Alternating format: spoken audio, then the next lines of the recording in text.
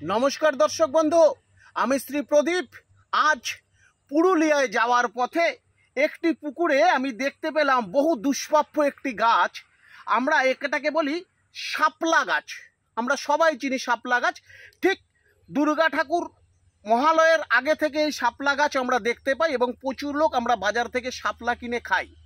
কিন্তু এই পুজোর সময় ছাড়া এই বৈশাখ, জ্যৈষ্ঠ, আষাঢ়, শ্রাবণ, ভাদ্র এই 5টা মাসের মধ্যে এই শাপলা ফুলে দেখুন এইখানটায় একটা জটির মতন হয়, এটাকে বলে শাপলা জটা।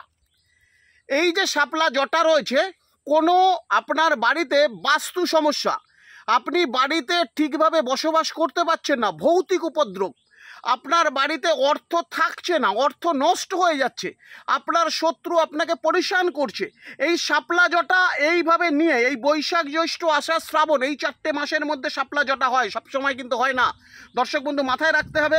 এই শাপলা জটা এটাকে এইভাবে নিয়ে আপনি আপনার বাড়ির মধ্যে যে কোনো একটি পাত্রের মধ্যে জল দিয়ে এটাকে বসিয়ে দেবেন। এখান থেকে কিন্তু আবার পাতা বা ফুল সৃষ্টি হবে।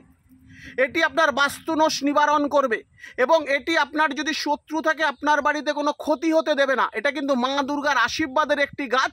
দুর্গা ঠাকুর বিসর্জন হওয়ার পর লোকে একে বলে শাপলা, মানে অর্থাৎ মা দুর্গার নালি তৈরি হয়ে গেছে। এটা কিন্তু দুর্গাপূজার পর লোকে আর খায় না। এটা কিন্তু মা দুর্গার আশীর্বাদের একটি গাছ।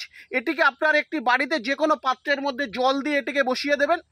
এটা যেভাবে বৃদ্ধি পাবে, যেভাবে গাছটি বেড়ে উঠবে, আপনার বাড়িতে তত পজিটিভ এনার্জি আসবে, নেগেটিভ এনার্জিকে দূর করে দেবে। দর্শক বন্ধু, এটা বহুত ফলপ্রদ একটি গাছ। যদি জোগাড় করতে পারেন এই 4 মাস পাওয়া যায় এই গাছটি, যে কোনো নার্সারি থেকেও কিনতে পারবেন। এটি কিন্তু আপনার জীবনে প্রচুর বড় ফল দিতে পারে। নমস্কার দর্শক বন্ধু, যদি ভিডিওটি ভালো লাগে অবশ্যই আপনার মতামত জানাবেন। সুস্থ থাকুন, ভালো থাকুন।